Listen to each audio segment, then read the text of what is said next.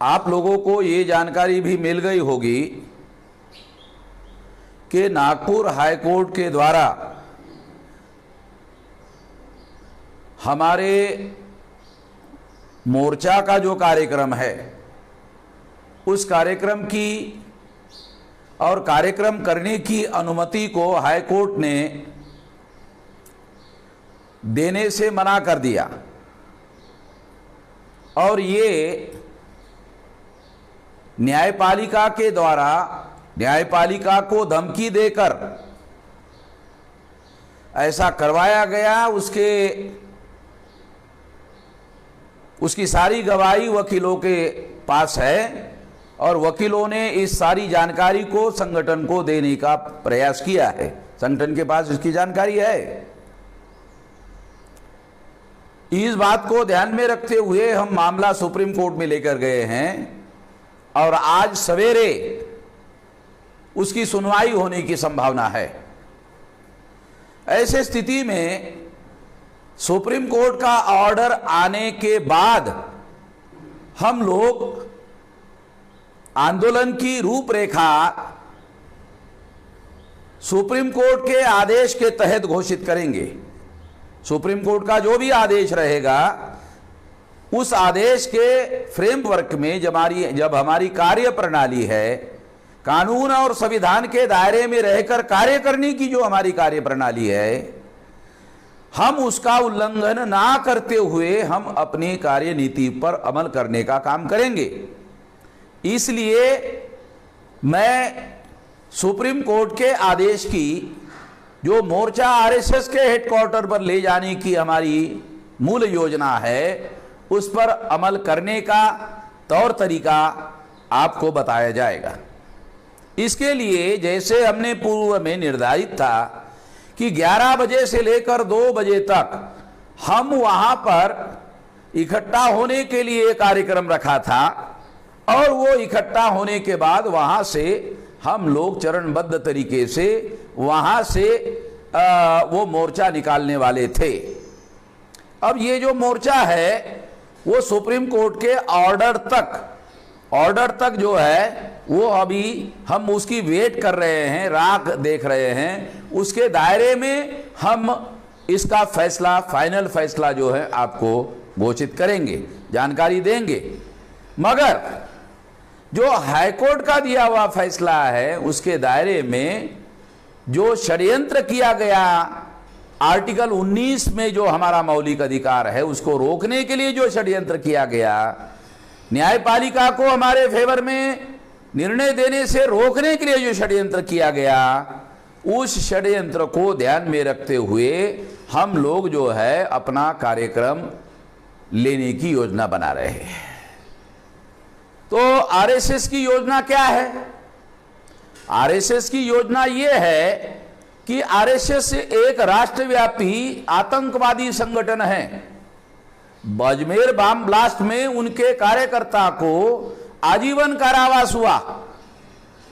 इसका मतलब जो बात मैं कह रहा हूं, न्यायपालिका भी इस बात को मानती है।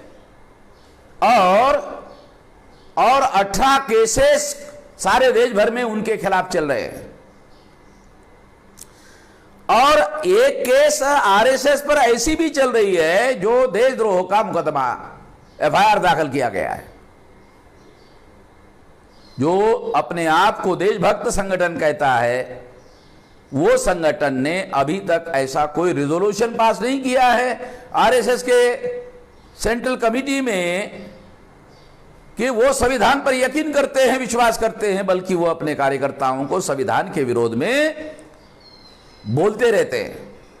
इन सारी बातों को उनका प्रयास है, राष्ट्रीय स्तर पर उनका जो प्रयास, जो जानकारी हमारे पास आई हुई है, इस मोर्चे को रोकने की बात या तमाम प्रकार की आतंकवादी गतिविधियों के संबंध में सारे देश भर में लोगों को जानकारी ना मिले, इसका जतन, इसकी कोशिश वो जो जिस लेवल पर कर रहे हैं, उसके सारा डाटा हमारे पास अवेलेबल है।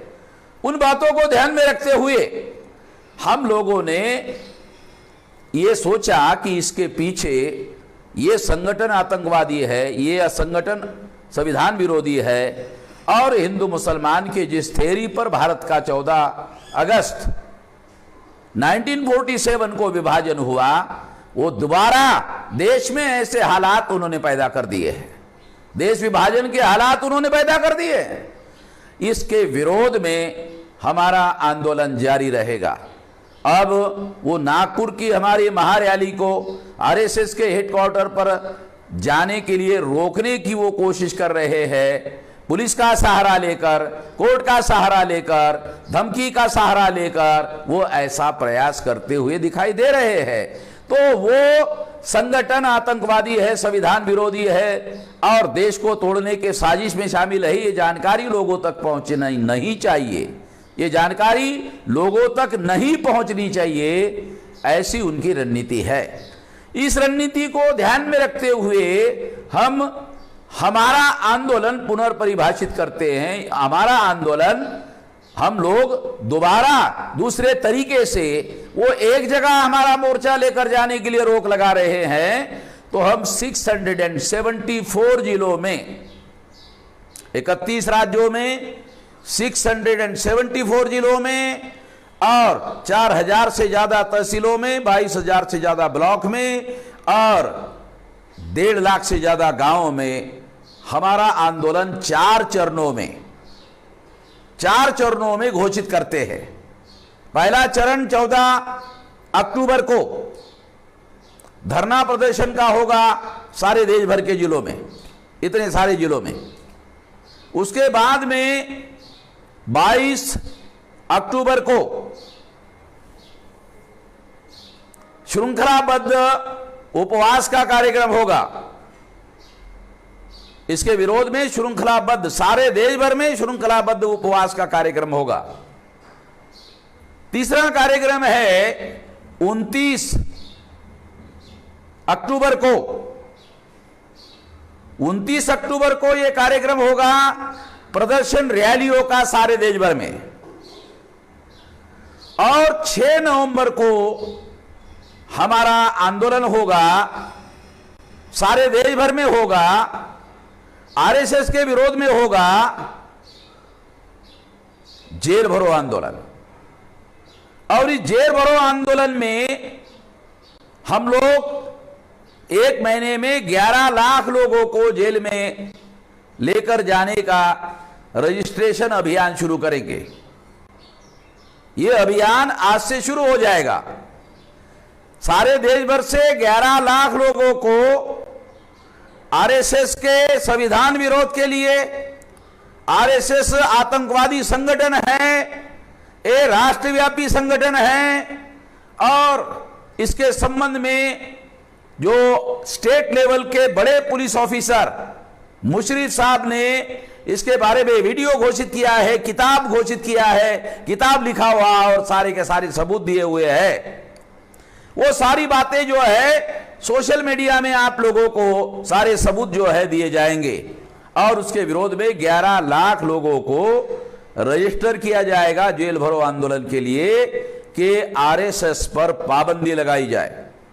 आतंकवादी संगठन के तौर पर यदि दूसरे संगठनों पर पाबंदी लगाई गई है तो ये आतंकवादी संगठन है और उस संबंध में उनके कार्यकर्ताओं को आजीवन कारावास हुआ है अजमेर बम ब्लास्ट में। और ये जितने भी बम ब्लास्ट 2000 और 2020 के बीच में हुए हैं उसमें आरएसएस के लोगों का ही हाथ है।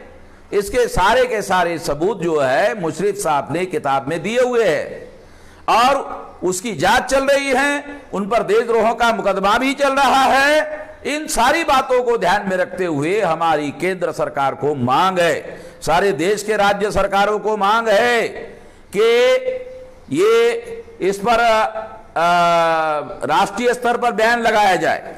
ये आतंकवादी संगठन है, इस पर बैन लगाए। ये देश विरोधी संगठन है, देश को विभाजन करने का हिंदू मुसलमान के नाम पर साजिश कर रहे हैं। तो इसलिए मैं इन पर पाबंदी लगाने की मांग कर रहा हूं और इसके लिए 11 लाख लोगों को हम लोग जेल भरो आंदोलन करेंगे। इसकी तैयारी करने का आज मैं ऐलान करता हूं। ये 4 चरणों का हमारा कार्यक्रम रहेगा।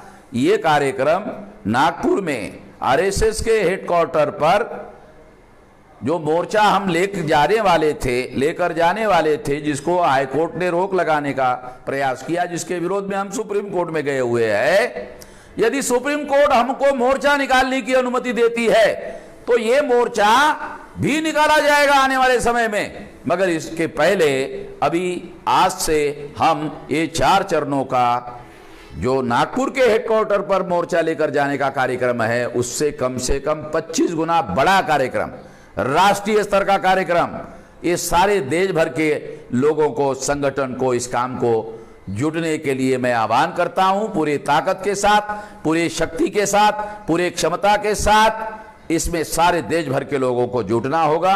ये हमारे भविष्य के लिए, हमारे देश को बचाने के लिए, संविधान को बचाने के लिए ये सबसे ज़्यादा जरूरी है। ये काम करना होगा और देशवासियों को भी मैं सारे देश के शेड्यूल कास्ट के लोगों को, मोस्ट बैकवर्ड शेड्यूल कास्ट के लोगों को, एक्सट्रीम बैकवर्ड शेड्यूल कास्ट के लोगों को, शेड्यूल ट्राइब के लोगों को, नॉमिनेटेड ट्राइब के लोगों को और एमबीसी के लोगों को, ओबीसी के लोगों को और माइनॉरिटी के लोगों को, तमाम लोगों को इस आंदोलन में सारे देश भर में शरीक होने के लिए कह रहे हैं।